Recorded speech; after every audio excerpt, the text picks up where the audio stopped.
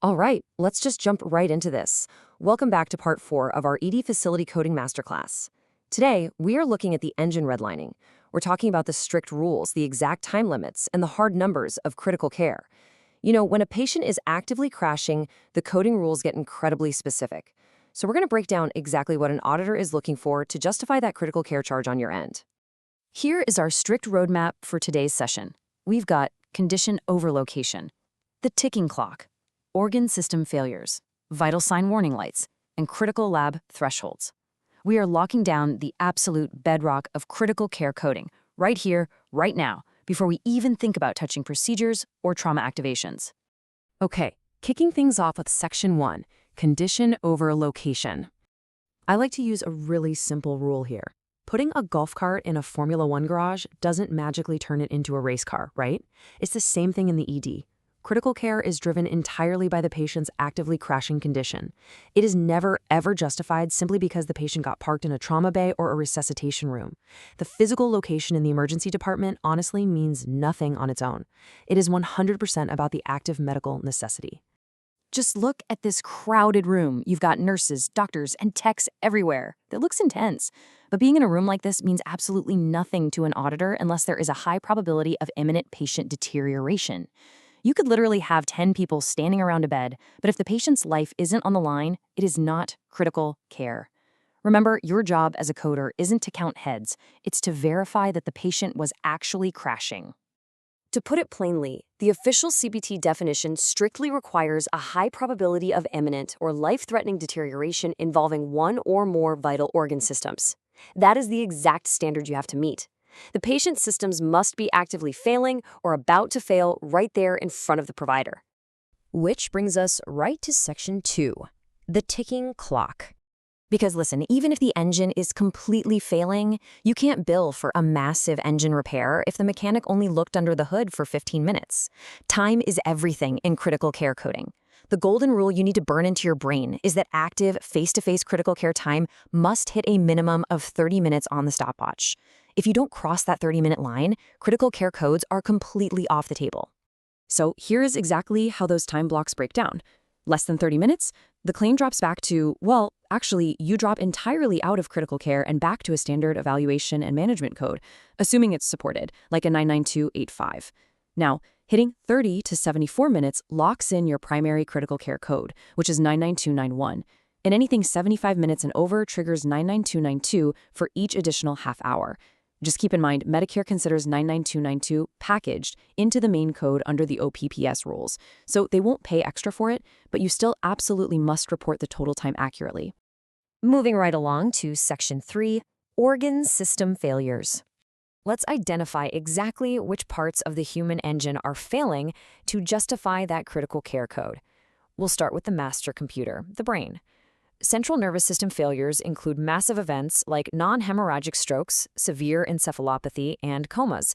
But wait, there is a very specific exception you need to memorize here. You must explicitly exclude simple hypoglycemic comas. If it's just low blood sugar that resolves easily, it doesn't count for critical care. Next up is the pump and the pipes. When the heart or blood pressure fails, we're looking at circulatory failure. This is where you code for things like an acute MI or a heart attack. It also covers all types of shock. We're talking septic, cardiogenic, spinal, hypovolemic, and severe anaphylactic shock. Then we have the body's filtration system. If the filters back up, it presents as renal failure. For our coding purposes, we are looking for documentation of acute, new-onset renal failure, or conditions like severe hyperkalemia, which means dangerously high potassium levels that literally threaten to stop the heart. We've also got hepatic and metabolic system alarms. This includes things like acute liver collapse or hepatic encephalopathy. On the metabolic side of things, we're looking for severe acidosis, think diabetic ketoacidosis or lactic acidosis, along with major toxic ingestions or drug overdoses that are actively impairing vital functions. And finally, the lungs giving out completely. Respiratory failure is marked by acute respiratory distress, pulmonary edema, status asthmaticus, or severe pneumonia causing absolute pulmonary collapse. Simply put, if they can't breathe, they're crashing. Let's hit Section 4, vital sign warning lights. It is definitely not enough for the provider to just jot down, the patient looks sick. Auditors want objective proof.